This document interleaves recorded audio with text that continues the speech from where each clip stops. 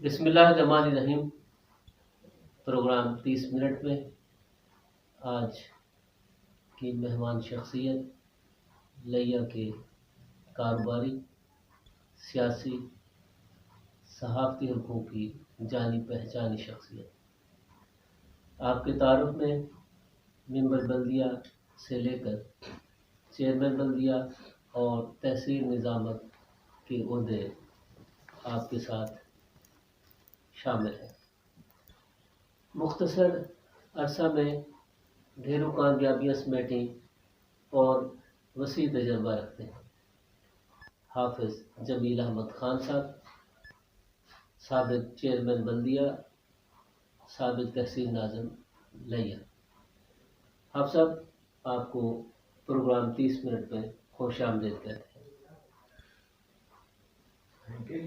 سب سے پہلے تو میں اپنے ناظرین کو السلام علیکم کہنا چاہوں گا، اور اس کے بعد مقبول علیہ صاحب آپ کا اور عبدالرحمن فریدی صاحب کا شکریہ ادا کرنا چاہتا ہوں کہ آج آپ نے اپنے فوراً مقبول الہی 30 منٹ میں مجھے مدعو کیا۔ ویلکم آپ صاحب۔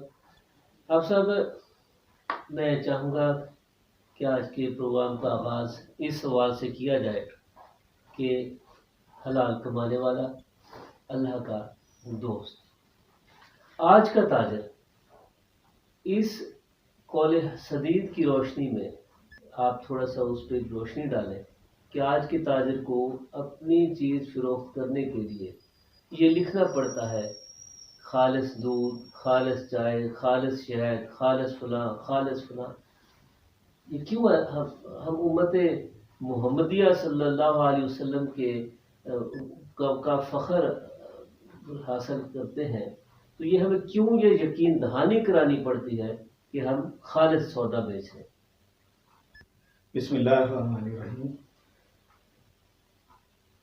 مقبول الہی صاحب، آپ نے جو سوال کیا کہ القاسب حبیب اللہ کے محنت کا حلال رزق کمانے والا اللہ کا دوست ہے، جی، تو اس پیرائے میں آپ صلی اللہ علیہ وآلہ وسلم نے، میں ایک آپ کو چھوٹی سی مثال دینا چاہوں گا کہ حضرت معاذ رضی اللہ تعالی عنہ کو نماز کے بعد وہ ذرا جلدی کیا کرتے تھے، بجائے حضور صلی اللہ علیہ وآلہ وسلم کے صحبت میں بیٹھوں اور آپ صلی اللہ علیہ وآلہ وسلم کی صحبت سے استفادہ حاصل کروں، جو اس وقت سب سے بڑی نعمت تھی، تو اس کے باوجود وہ وہاں نماز پڑھتے ہی فوراً تیزی کے ساتھ باہر کی طرف جایا کرتے تھے مسجد سے باہر۔ تو ایک دن حضور صلی اللہ علیہ وآلہ وسلم نے حضرت معاذ کو روکا اور ان سے پوچھا کہ اے معاذ، تمہیں کیا جلدی ہے کہ تم مسجد سے نماز پڑھتے ہی فرض نماز ہوتی اور فوراً باہر چلے جاتے؟ تو حضرت معاذ رضی اللہ تعالی عنہ نے حضور اکرم صلی اللہ علیہ وآلہ وسلم کو فرمایا کہ یا رسول اللہ صلی اللہ علیہ وسلم، میں اپنے بچوں کے لیے، اہل و عیال کے لیے محنت کر کے، مزدوری کر کے ان کے لیے رزق حلال کماتا ہوں۔ تو آپ صلی اللہ علیہ وآلہ وسلم بڑے خوش ہوئے اور معاذ کو یہ فرمایا کہ القاسب حبیب اللہ، کہ بے شک محنت کار جو اپنے ہاتھ سے حلال رزق کماتا ہے اپنے بچوں کے لیے، اہل عیال کے لیے، وہ اللہ کا دوست ہے۔ آج کے اس دور میں جب ملٹی نیشنل کمپنیز نے یہاں پر ادارہ داری قائم کی، جی، اور آرٹیفیشل چیزوں کو انہوں نے اصل بنا کر بیچنا شروع کیا، صحیح، میں خود یوں سمجھیں کہ میں نے الحمدللہ MBA کیا ہوا ہے، جی، تو وہاں ہماری تعلیم یہی تھی کہ نقل کو اصل بنا کر آپ نے پیش کرنا ہے اور اس کو بیچنا ہے۔ تو آج کے اس دور میں، پرفتن دور میں، بڑی بڑی کمپنیز جنہوں نے ہر جگہ پر کاروباری طور پر اجارہ داری قائم کی ہوئی ہے، وہ آرٹیفیشل چیزوں کو بیچتے ہیں اور اصل بنا کر بیچتے ہیں، جس کی وجہ سے جو آدمی حلال رزق کمانے کے لیے خالص چیز کو بھی بیچنا چاہے تو اس کو یہ بتانا پڑتا ہے کہ یہ خالص ہے، تب تو وہ بکے گی، لیکن اس کے باوجود آپ کے سامنے ہے کہ خالص چیز ملنا ہمیں ندامت ہے۔ میرا سوال تو یہ ہے کہ آپ کو پڑھایا جاتا تھا کہ کس طرح خالص بنا کر پروڈکٹ کو بنانا ہے، پیش کرنا ہے، بیچنا ہے، لوگ بھی ایسے ہماری جو نسبت ہے، اس نسبت کے تناظر میں آج کے تاجر کا جو طرز عمل ہے، اس پہ میں چاہتا ہوں کہ آپ روشنی ڈالیں۔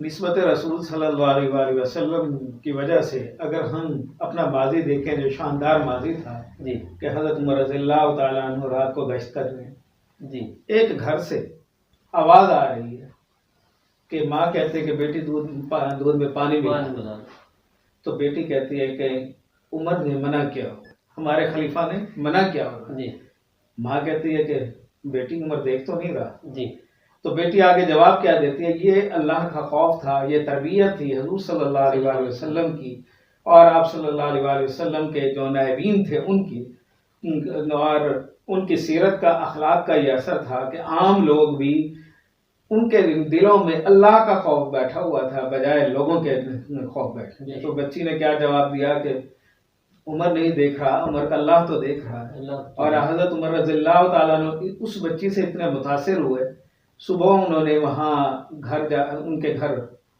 پیغام رشتہ بھجوایا اپنے بیٹے کے لیے. انہوں نے کہا کہ اگر میں شادی کے قابل ہوتا تو میں شادی کرتا، اس لیے میں اپنے بیٹے کا رشتہ آپ کے پاس بھجوا کہ یہ اس بچی کو جس کے دل میں خوف خدا ہے تو ان کے ساتھ حضرت عمر رضی اللہ تعالیٰ عنہ کے بیٹے کا رشتہ ہوا. تو آج بھی ہم آپ صلی اللہ علیہ وآلہ وسلم کی تعلیمات پر عمل کرتے ہوئے صرف اللہ سے ڈرتے ہوئے چیزوں کو رزق کے اندر، جس میں حضور صلی اللہ علیہ وآلہ وسلم نے فرمایا کہ تجارت میں رزق کے 9 حصے ہیں. جی، کاشت ہے اور کوئی کام کار ہے، سروسز ہیں، اس کے بجائے جو تجارت کا کام ہے اللہ نے اس میں اتنی برکت رکھی ہے کہ اس کے 9 حصے ہیں، باقی 1 حصہ باقی چیزوں میں. تو ہم اللہ کے اوپر کامل یقین رکھتے ہوئے حضور صلی اللہ علیہ وآلہ وسلم کی تعلیمات پر عمل کرتے ہوئے اپنا کام اور رزق حلال کمانے کے لیے محنت مزدوری کریں تو کوئی مذائقہ نہیں ہے کہ ہمیں اس میں برکت اور وسعت حاصل ہو. مالی طور پر ہم خوشحال ہوں گے اور ہیں، لیکن وجہ کیا ہے کہ آج برکت نہیں ہے کہ ہر آدمی چاہے جس کے پاس جتنا مالی طور پر فراوانی ہے وہ بھی پریشان ہے، جس کے پاس مالی تنگی ہے وہ بھی پریشان ہے. وجہ یہی ہے کہ آج ہمارا اعتقاد کمزور ہو. اب سب جب ہمارے پاس اسلاف کے ایسے زرعی اصول اور کردار موجود ہیں، جب ہماری نسبت اتنی ٹھوس ہے، ہم اب ایسے دعویٰ رکھتے ہیں، تو پھر وہ ہماری آج کی جو روزمرہ زندگی ہے اس میں اس کی جھلک نظر کیوں نہیں آتی؟ یہ بھی حضور صلی اللہ علیہ وآلہ وسلم کی بشارتیں تھیں کہ قرب قیامت میں، کیونکہ اب ہم قیامت کے بالکل نزدیک ہیں، تو اس وقت مسلمان تعداد میں بھی زیادہ ہوں گے، مالی طور پر بھی خوشحال ہوں گے، لیکن ہر آدمی یہی پکارے گا کہ میرا گزارا نہیں ہوا. مثالیں آپ کے سامنے موجود ہیں، چاہے وہ ملک کا وزیر اعظم ہو، چاہے کوئی بڑی فیکٹریز کا مالک ہو، بہت بڑا کاشتکار ہو، جب ان سے سوال کیا جائے وہ کہتا ہے کہ جی مالی طور پر جو ہے نا میری گزارا نہیں ہو رہا، میرے نا آسائشات پوری نہیں ہو رہی. اصل ہم آسائشات کے پیچھے لگ گئے. یہ صبر اور ناشکری کا، یہ صبر، ہم نے صبر کا دامن چھوڑ دیا اور شکر گزاری سے ہم نے روگردانی کی کہ ماضی میں ہم دور نہ جائیں، آج سے 25-30 سال پہلے پیسے کی فراوانی نہیں تھی، مال کی فراوانی نہیں تھی، لیکن اس کے بعد باوجود ہر گھرانہ، ہر لوگ، چاہے غریب تھا چاہے متوسط طبقے سے تھا، اس تک خوشحال ہوا کرتے تھے. کہ یہ کبھی کسی زبان سے نہیں سنا کہ جناب ہمارا گزارا نہیں ہوتا. سب لوگ اپنی اپنی جگہ خوش، صبر کے ساتھ اور شکر کرتے تھے. بالکل. اور اس شکرانے کے طور پہ اللہ تعالیٰ برکت دی ہوئی تھی.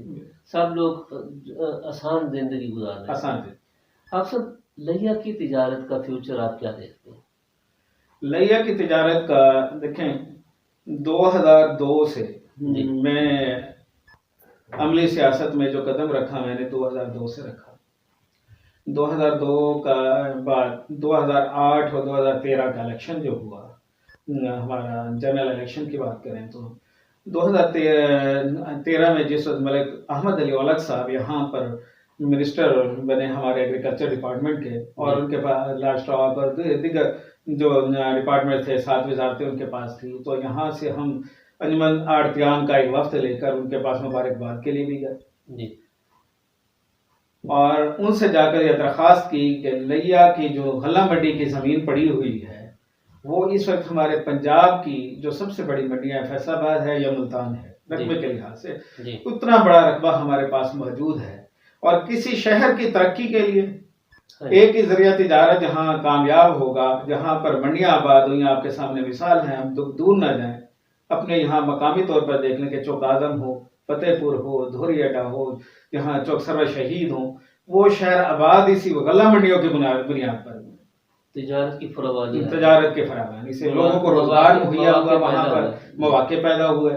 تو اس وقت بھی ہماری کوشش کاوش تھی کہ کسی طریقے سے لیا کی غلہ منڈی آباد ہو، جہاں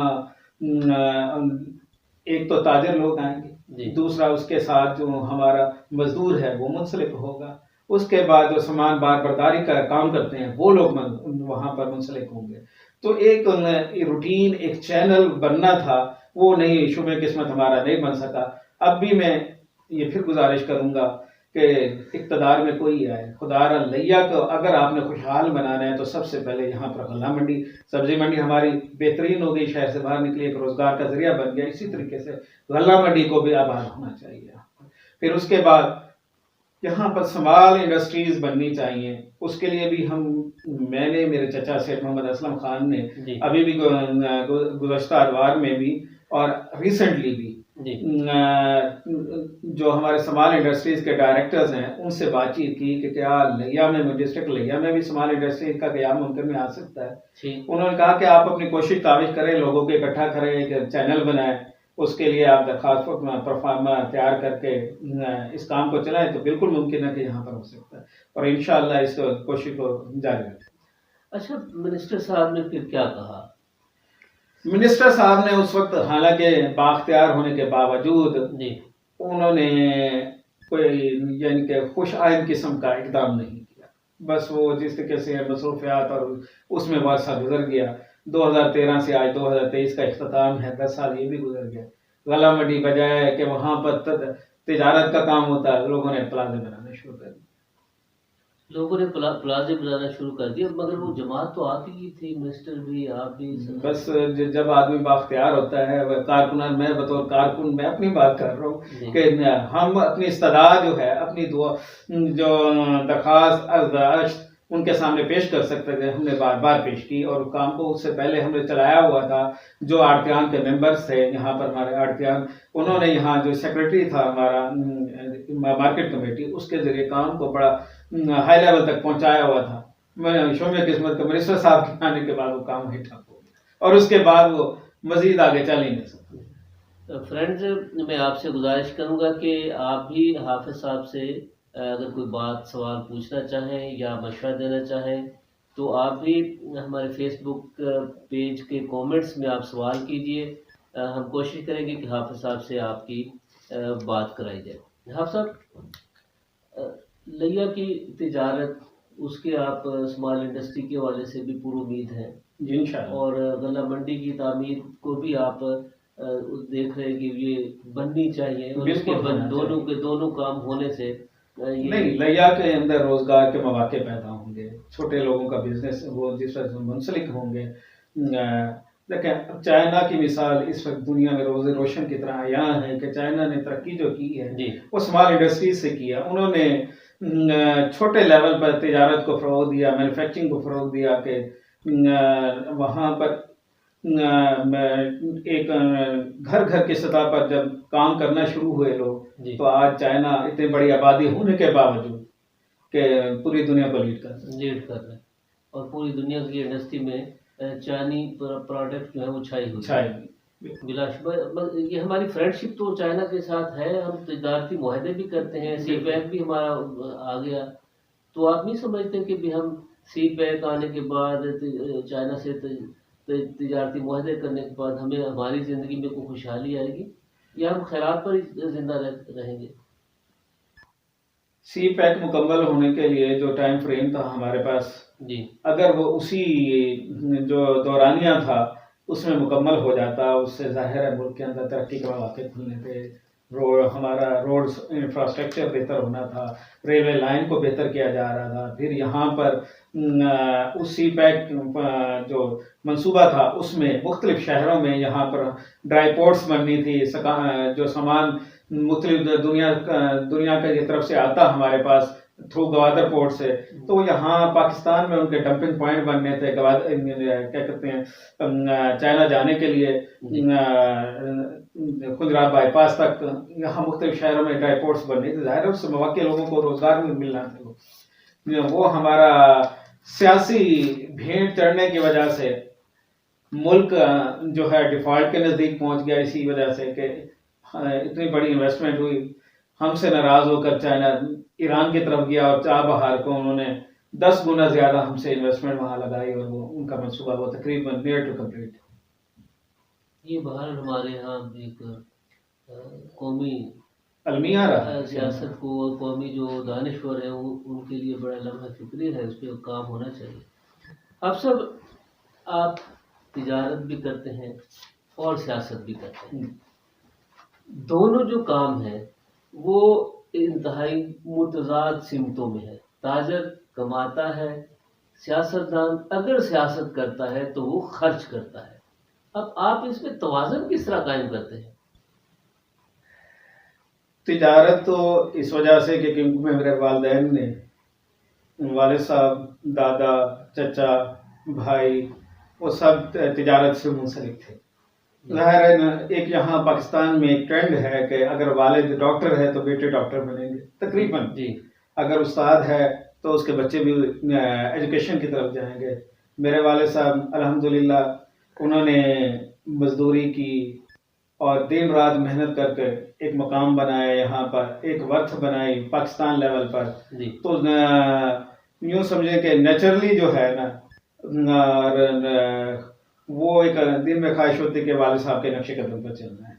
سیاست میں جو ہے میں خود نہیں آیا، بائی چوائس نہیں آیا، بائی فورس آیا. کہ چچا کو سیاست پسند تھی، سیاست میں انوالو تھے، انہوں نے پہلے انجمن تاجران کے فورم پر اپنی سیاست کا آغاز کیا، پھر کونسلر بنے، اس کے بعد چیئرمین میونسپل کمیٹی بنے، پھر اس کے بعد ایم پی ایس کی درخواستیں دیتے رہے.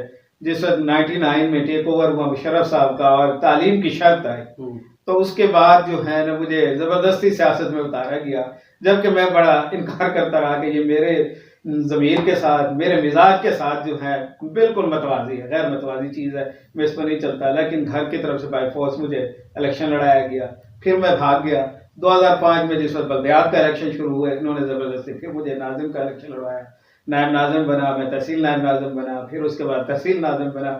اس کے بعد پھر جب میں نے دیکھا کہ میں یہاں پر مسفٹ ہوں، جو میرے نظریات ہیں، جو میں چاہتا ہوں کہ میں اس کو امپلیمنٹ کروں یہاں پر، وہ جو میرے ارد گرد یا یہاں کا جو معاشرہ ہے وہ اس پر چلنے نہیں دیتا. میں پھر دوبارہ کنارہ کشی اختیار کی.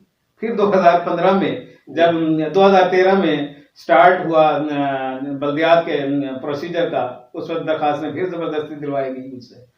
پھر الحمدللہ 16 میں کونسلر بنا پاکستان مسلم یونین کے ٹکٹ پر اور چیئرمین میونسپل کمیٹی بنا.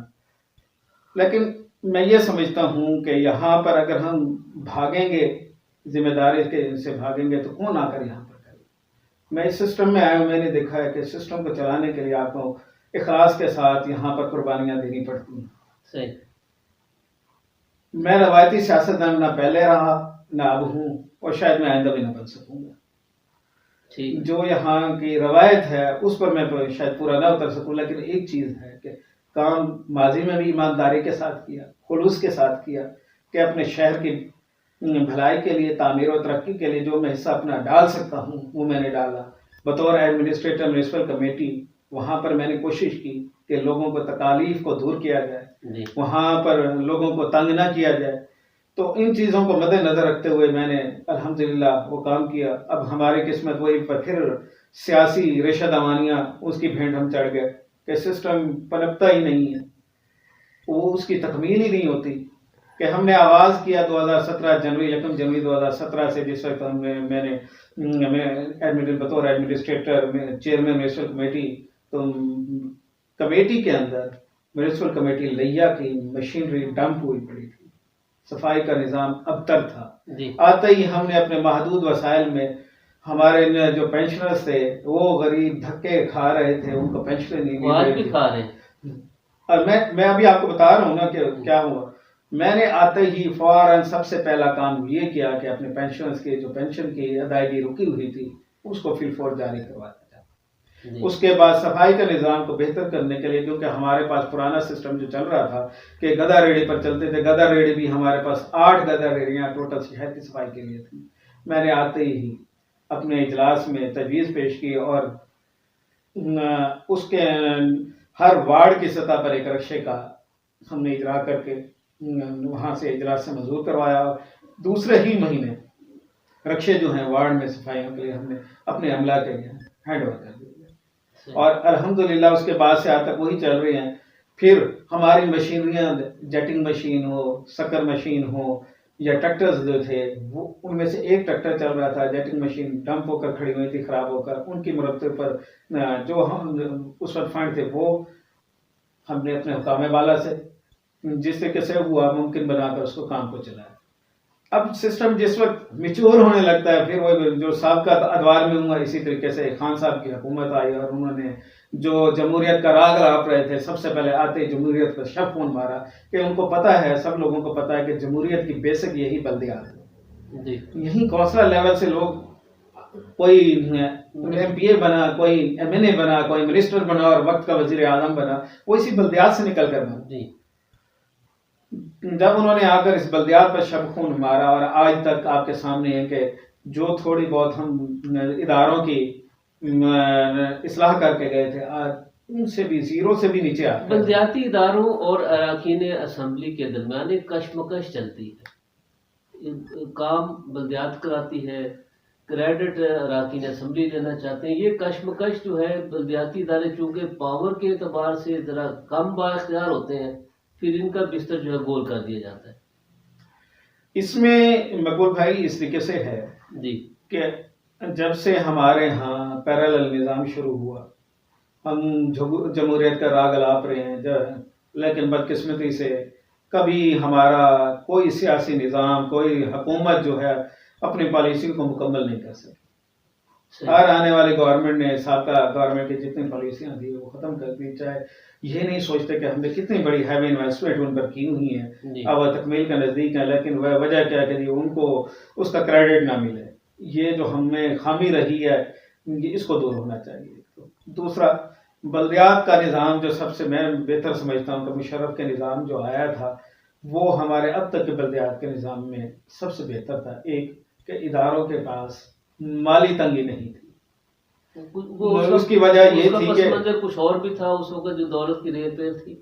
نہیں، اداروں کے پاس میں آپ کو یہ بتاؤں کہ جیسے تحصیل کونسل یا ضلع کونسل جو تھیں کہ آمدن کے ذرائع موجود تھے، مویشی منڈیاں تھیں، مشتہری اشتہارات تھے، نقشہ نویس کی نقشہ نجات کی فیسز تھیں، پھر گورنمنٹ کی طرف سے ہینڈسم اماؤنٹ ملتی تھی فنڈز کی مد میں.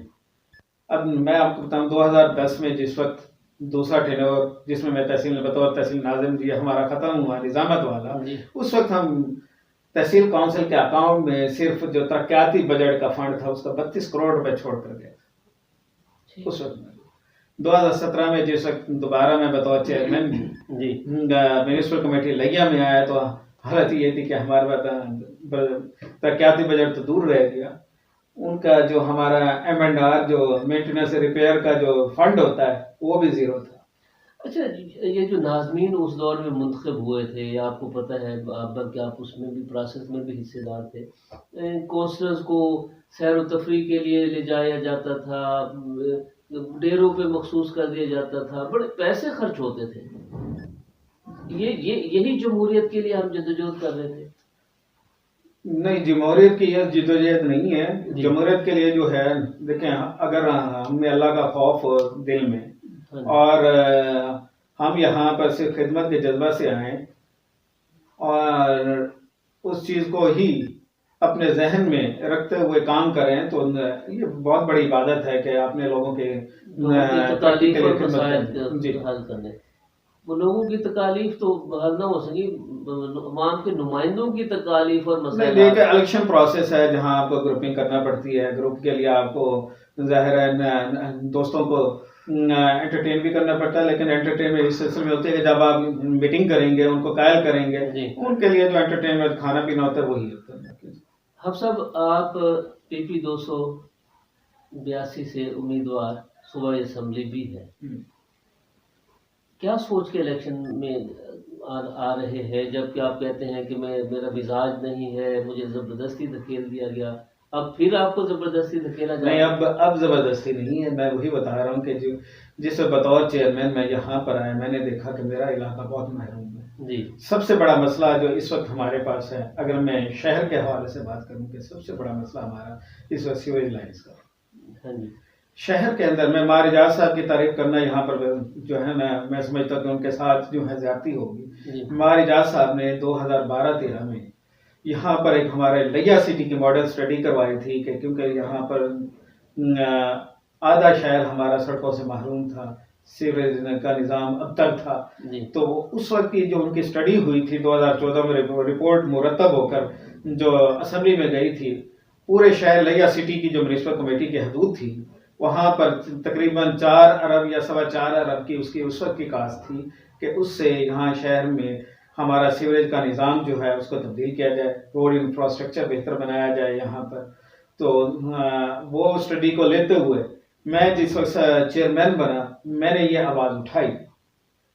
اور ایم پی تھے چودھری اشفاق صاحب اس وقت ہمارے موجودہ، جی ان کے ذریعے بھی میں خود بھی چکر لگا کر آیا سیکریٹریٹ. ہم نے اپنے چیف سیکرٹری جو ہمارے سیکرٹری تھے بلدیات کے، ان سے بھی بات کی، میں نے ان کے تھرو بھی بات کی. لیا میں جس وقت خادم اعلیٰ وزیر اعلیٰ پنجاب میاں شہباز شریف آئے تو اس وقت بھی شہر کے سلسلے میں یہی بات کی گئی تھی. تو اس مد میں ہمارا ایک فیز جو عیدگاہ والا تھا وہ منظور ہو گیا وہ بات اٹھانے سے. لیکن اس کے بعد کے عرصہ میں وہ جو فنڈز کی فراوانی تھی حکومت تبدیل ہونے کے بعد آپ کے سامنے ہے کہ وہ نہ مل سکے. مجھے کچھ یاد پڑتا ہے کہ چودھری اشفاق صاحب اور چیئرمین بلدیہ لیا کے درمیان کو انبن ہو گئی تھی. نہیں، اس معاملے پر تو کوئی نہیں. اس معاملے پر نہیں، ویسے گڑبڑ ہو گئی تھی جس کی وجہ سے ہمارا لیا شہر کا کام جو ہے وہ ڈسٹرب ہوا. نہیں، اس معاملے میں تو کوئی نہیں تھی. اس معاملے میں نہیں کچھ ہوا تھا. نہیں، لیکن چودھری اشفاق صاحب وہ اپنے ڈومین میں رہتے ہوئے کام کر رہے تھے. میری ڈومین تھی کہ میں میونسپلٹی کا چیئرمین جی اور ہیڈ ہونے کی وجہ سے میں کر. ہماری بدقسمتی یہ رہی کہ ہمیں 1.25 سال کے ٹینیور میں وارڈ کی سطح پر 5 لاکھ روپے ٹوٹل جو ہے نا فی وارڈ جو ہے ڈیولپمنٹ کے سلسلے میں دیے گئے. حکومت ختم ہو گئی، اس کے بعد ہمیں کچھ نہ مل سکا. خان صاحب کے آنے کے بعد ویسے ہی چیئرمین جو بلدیاتی نظام کو جو ہے بند کر کے پھر ایڈمنسٹریٹرز ہائر کیے گئے، وہ لگائے گئے. پھر ہمیں 2021 میں جو ہم نے کیس کیا بلدیات کی بحالی کے لیے، اس کا فیصلہ جا کر ہوا ہمارا نومبر 2021 میں. 1.5 ماہ کے لیے پھر ٹینور ہمارا بھی شروع ہوا تھا. تو پھر دوبارہ خان صاحب جو جمہوریت کا راگ الاپتے تھے، سب سے بڑے دشمن جمہوریت ہیں وہ، جن کو یہ نہیں پتا کہ بیسک جمہوریت پنپے گی تو ہمارا جو جنرل نظام ہے اس میں بہتری آئے گی. اچھا یہ بتائیں کہ ابھی مسلم لیگ نے ٹکٹوں کے لیے درخواستیں طلب کی، آپ نے بھی درخواستیں دی اور شخصیات نے بھی درخواستیں دی اس حلقے سے، تو آپ لوگوں کے انٹرویوز مکمل ہو گئے؟ جی، انٹرویوز وہاں پر بورڈ کے سامنے الحمدللہ دیا ہے. اپنی اپنی بات ہر کسی نے کی وہاں پر. میں نے اپنے آپ کو بطور موضوع امیدوار کہ میں کیوں یہاں پر موضوع امیدوار ہوں. تو آپ کیوں موضوع امیدوار؟ جی، میں نے وہاں پر یہ بتایا کہ ایک تو مجھے ایڈمنسٹریشن کا تجربہ حاصل ہے کہ میں نے 5 سال تحصیل نظامت، نائب نظامت اور نظامت کے طور پر گزارے ہیں. پھر اس کے بعد میں 2 سال جو ہے چیئرمین میں میونسپل کمیٹی رہا ہوں. مجھے یہاں کے مسائل کا ادراک ہے اور یہاں پر کیا کام کرنی ہے شہر کی بھلائی کے لیے. جس میں نے آپ کو بتایا کہ سب سے پہلے تو یہاں پر سیوریج کے نظام کو بہتر کرنا ہے، اسمال انڈسٹریز کے قیام کے لیے کوشش کرنی ہے، غلہ منڈی کو آباد کرنا ہے. یہاں پر چھوٹے لیول پر لوگوں کے کاروبار کو چلانے کے لیے جو ہے اپنی آواز تاجر فورمن کے ذریعے بھی، کیونکہ تاجر فورم سے بھی منسلک ہیں ہم. اس کے علاوہ حکام بالا کے ساتھ جب میں وہاں پر اسمبلی میں موجود ہوں گا تو وہاں اپنی آواز کو میں بہتر طریقے سے پہنچا سکوں گا. اور سب سے بڑی بات کہ لیا کی ترقی کے لیے جو ہمارا سب سے بڑا پروگرام، جو آپ مقبول صاحب آپ ہوں، فریدی صاحب ہوں، شیخ محمد اسلم صاحب نے ماضی میں، رانا سلطان صاحب ہیں یا ارشد اسلم سیاڑ صاحب ہیں، سب نے مل کر لیا کو ڈویژن بنانے کی تحریک چلائی تھی کہ لیا کا خوشحال اور خوش شکل لیا بنانے کے لیے. تو میں اس کا بھی حامی ہوں کہ یہ آواز بھرپور طریقے سے اسمبلی کے فورم پر جا کر اٹھاؤں اور لیا کو انشاءاللہ ڈویژن بنانے کی کوشش کروں. میں سمجھتا ہوں کہ یہ آواز میں بہتر طریقے سے اٹھا سکتا ہوں. دوسرا، مجھے ذاتی طور پر سیاست میں آنے سے کہ میں نے کوئی اپنے بہتری کے لیے اس کے ذریعے استعمال کرنا ہو، جی اپنے آپ کو اسٹیٹس کو امپروو کرنے کے لیے استعمال کرنا ہو، تو مجھے الحمدللہ ماضی میرا گواہ ہے، چاہے وہ نظامت کا دور ہو چاہے چیئرمینی کا دور ہو، جی کہ جتنی ممکن ہو سکی ادارے میں بھی کرپشن کو کم سے کم کیا، صحیح بات. اور اپنی ذات کو بھی میں پیش کر سکتا ہوں احتساب کے طور پر کہ آئیں اور میرا احتساب کریں، میری ذات پر کسی قسم کی اخلاقی گراوٹ ہو، مالی کرپشن ہو یا اور کسی چیز کی ہو، تو میں احتساب کے لیے بالکل تیار ہوں. اللہ تعالیٰ آپ کو اپنی زبان میں رکھے. حافظ صاحب اگر آپ کو ٹکٹ نہ ملی پھر آپ کیا کریں گے؟ لیکن میں پاکستان مسلم لیگ نون سے چیئرمین بنا ہوں جی اور پاکستان مسلم لیگ نون کے ہی ٹکٹ پر کونسلر بنا. ٹھیک. اب بھی میں نے اپنی جماعت میں رہتے ہوئے اپنے آپ کو پیش کیا ہے کہ میں بطور امیدوار صوبائی حلقہ 282 آپ کے پاس درخواست گزار ہوں. آپ میری درخواست پر جو ہے اس کو غور کرتے ہوئے مجھے ٹکٹ عنایت فرمائیں. اگر جماعت مجھے ٹکٹ نہیں دیتی جی تو میں جماعت کے ہر حکم کا پابند رہوں. جس کو ٹکٹ دیں گے میں ان کے ساتھ ہے. اچھا کوئی ایسی خواہش آپ نے سیاست بھی اس میں بھی قدم رکھا ہوا ہے، تجارت بھی کرتے ہیں، سوشل ورک میں بھی آپ موجود ہیں، کوئی ایسی خواہش، کوئی ایسا کام جو ابھی تک آپ سمجھتے ہو کہ میں نہیں کر سکا؟ میں اب اس فورم پر آپ کیا بتاؤں کہ ہر آدمی کی کیا خواہشت ہے. میں یہی ہے کہ سب سے بڑی خواہش یہ ہے کہ میرے لیا کے لوگ جو ہیں خوشحال ہو جائیں. لیا کے لوگوں میں یقین کہ ہمارا ضلع اس وقت بھی پورے پنجاب میں سب سے پسماندہ ضلع ہے، ڈکلیئر ہے.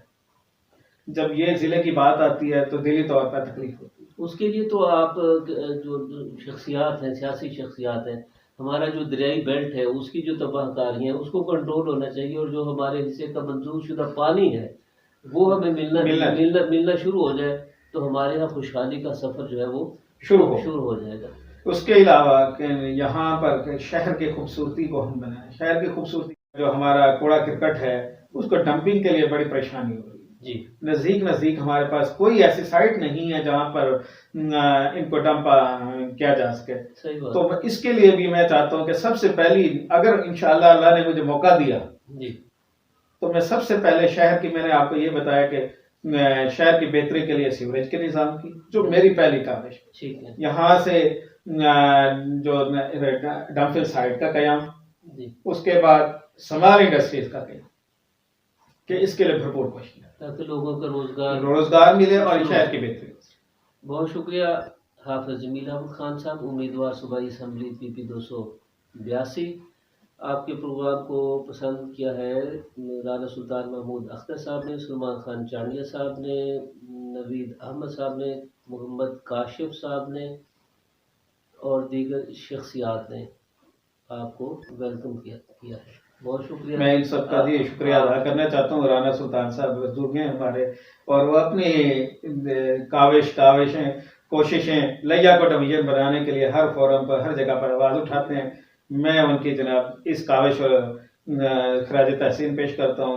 انشاءاللہ دعا کروں کہ آپ کی زندگی میں، ہماری زندگی میں انشاءاللہ لیا ہمیں ڈویژن بنا ہوا نظر آئے.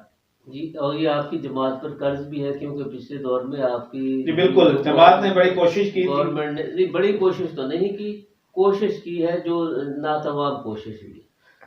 میں وہی ابھی بات آپ سے ہوئی کہ جو سب سے بڑا ہمارا پاکستان کا المیہ ہے کہ چہرے تبدیل ہوں، جماعتیں تبدیل ہوں، پالیسیاں تبدیل نہ ہوں. جو پاکستان کی بہتری کے لیے، جو عوام کی بہتری کے لیے پالیسیاں چل رہی ہیں ان کا تسلسل ہونا چاہیے اور ان کو پایہ تکمیل تک پہنچنا چاہیے تاکہ ہمیں ان کے ثمرات حاصل ہوں. اور ایک اور بات بھی ہے کہ لیا کے جو پروجیکٹس جو شروع ہوتے ہیں وہ پروجیکٹ جو ہے وہ ادھورے رہ جاتے ہیں. اس میں آپ سیاستدان جو ہے آپ ڈسٹرکٹ ڈیولپمنٹ کے لیے باہر ایک COD جو ہے وہ آپ سائن کریں.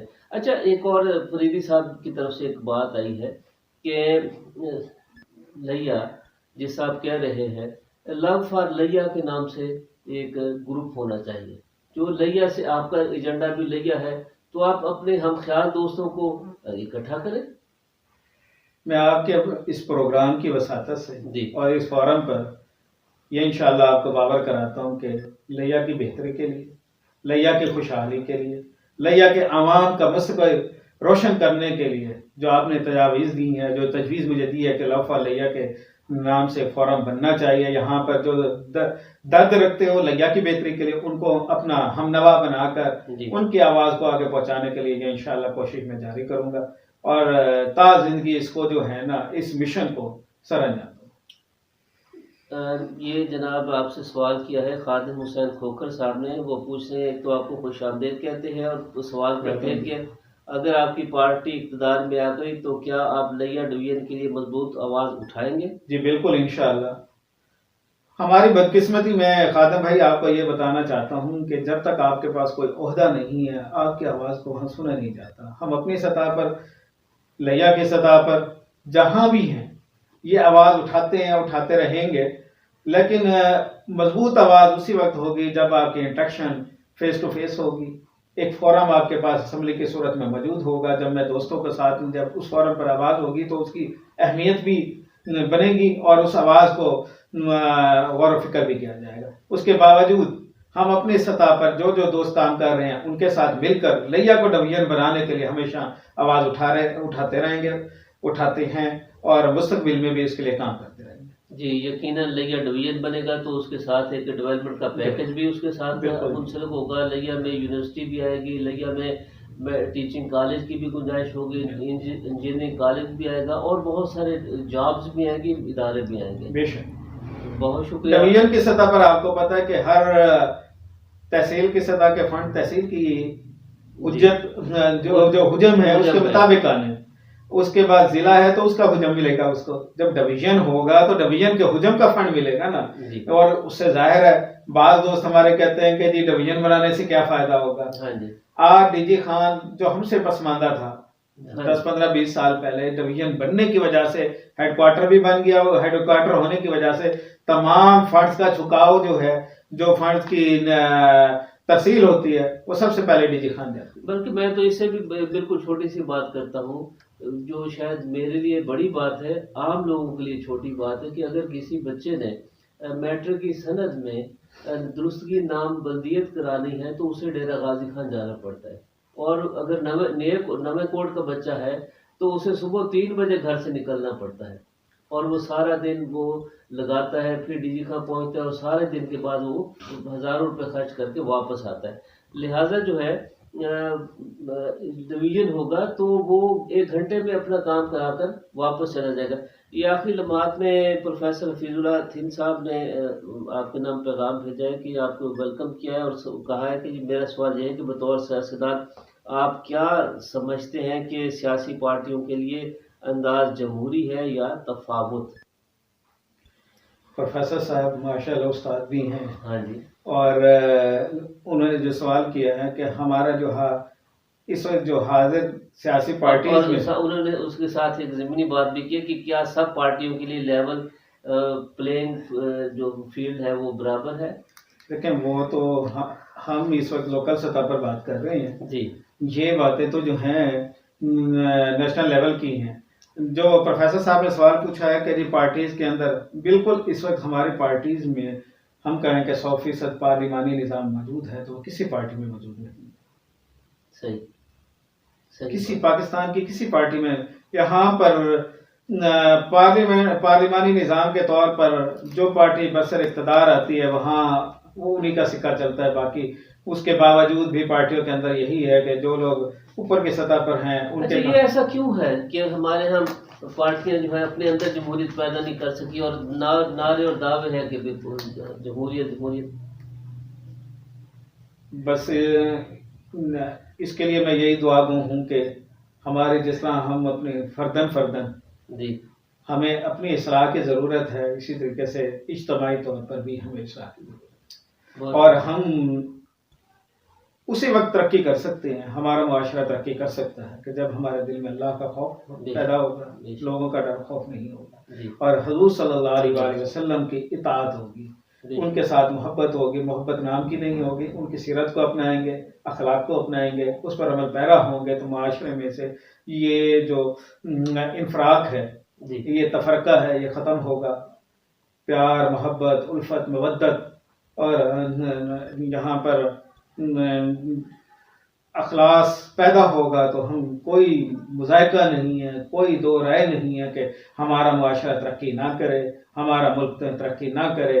ہم انشاءاللہ جو اللہ نے ہمیں مسلمانوں کے لیے فرمایا تھا نا کہ ترقی جو ہے وہ اسلام کے ساتھ ہے، اسلام کے ساتھ، اور جو اسلام کے ساتھ وابستہ رہیں گے، اسلام پر عمل پیرا ہوں گے، تو ان کو پوری دنیا ان کے سامنے سر نگو ہوگی۔ اور ماضی میں ہمارے ساتھ مثالیں موجود ہیں کہ آپ صلی اللہ علیہ وآلہ وسلم کے بعد وہ ان پڑھ لوگ جنہوں نے صرف حضور صلی اللہ علیہ وآلہ وسلم کی صحبت اختیار کی، آپ صلی اللہ علیہ وآلہ وسلم کی تربیت یافتہ تھے، جنہوں نے کسی یونیورسٹی کو نہیں دیکھا، انہوں نے صرف اور صرف اللہ اور اللہ کے رسول کے فرمودات پر عمل کرتے ہوئے پوری دنیا پر حکومت کی۔ تو آج ہم اگر انہی چیزوں کو اپنا لیں، اپنے جو ہمارے اسلاف تھے ان کی اخلاق کو اپنا لیں، ان کے فرمودات پر عمل پیرا ہو، تو کوئی مذائقہ نہیں ہے، کہ کوئی چیز رکاوٹ نہیں ہے کہ پھر دنیا پر مسلمان جو غالب نہ آئے۔